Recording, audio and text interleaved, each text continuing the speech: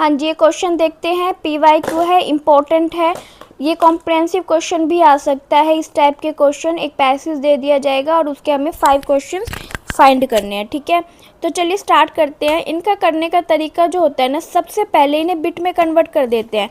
ये RAM given है 256 wait.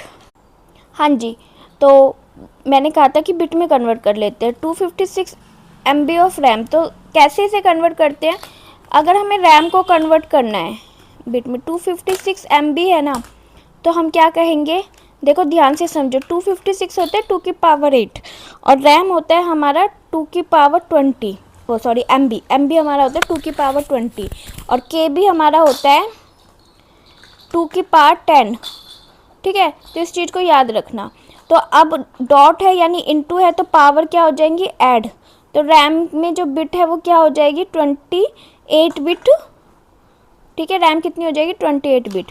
अब पेजेस को हम कन्वर्ट करते हैं। पेजेस कितना है? 4 KB। KB मैंने बताया था आपको 2 की पावर 10 और ये हो गई 2 की पावर 2 इक्वल टू 2 की पावर 12, ठीक है। ये क्या हो गया? 12 बिट क्या हो गया? पेज का। अब इन्होंने क्वेश्चन कहा है कि inverted page table required.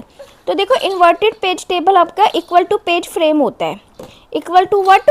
Page frame. Equal to page frame, sorry, ठीक है। Okay fine. तो इसको कन्वर्ट करना बहुत आसान होता है। देखो मैं समझा। हाँ जी, देखिए कैसे होता है। एक्चुअली मैं ब्रेक कर रही हूँ वीडियो,